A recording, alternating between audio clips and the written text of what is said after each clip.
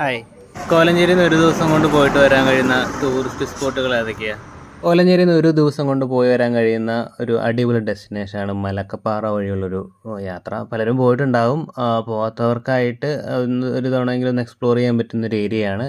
കോലഞ്ചേരിയിൽ നിന്ന് ഏതാണ്ട് ഒരു 77 കിലോമീറ്ററൊക്കെ കാലടി പ്ലാന്റേഷൻ റോഡ് വഴിയൊക്കെ മലയാറ്റൂർ വഴിയൊക്കെ സഞ്ചരിക്കുമ്പോൾ നമുക്ക് അതിരപ്പള്ളി വാഴച്ചാലൊക്കെ എത്താം. വേറെ വഴിയും അതിരപ്പള്ളിയും വാഴച്ചാൽ പോകും. പക്ഷേ ഇത്തവണ നമ്മളൊരു പ്ലാന്റേഷൻ വഴി ഒരു വ്യത്യസ്തമായൊരു അതും ചെറിയൊരു കാടിൻ്റെ ഫീലിംഗ് ഒക്കെ ഉള്ള ഒരു വഴി തന്നെയാണ് പോയത്.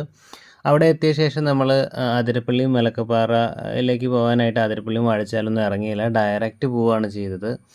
അതിരപ്പള്ളിയും വാഴച്ചാലൊക്കെ കണ്ടതുകൊണ്ട് തന്നെ. അപ്പോൾ ഏതാണ്ട് ഒരു 44 കിലോമീറ്റർ വനത്തിലൂടെയുള്ള യാത്രയാണ്. ടയറിൻ്റെ കാറ്റുകളും പെട്രോളും ഫ്യൂവലൊക്കെ ചെക്ക് ചെയ്തിട്ട് വേണം പോകാനായിട്ട്. ഏത് വണ്ടി കൊണ്ട് പോയാലും ചിലപ്പോൾ നിങ്ങൾക്കൊരു ആനനെ കാണാനുള്ള ഒരു അവസരം ചിലപ്പോൾ കിട്ടും. വന്യമൃഗങ്ങളെ കാണാനുള്ള അവസരം കിട്ടും.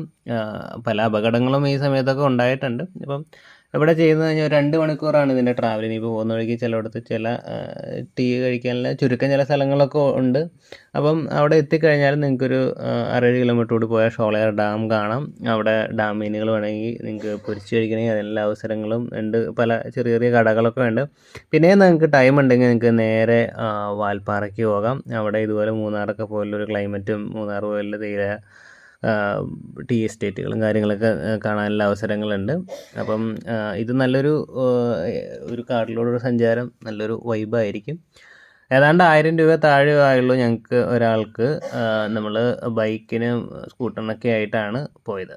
നിങ്ങൾക്കും മറ്റേതെങ്കിലും സ്ഥലം സജസ്റ്റ് ചെയ്യുകയാണെങ്കിൽ സജസ്റ്റ് ചെയ്യാം.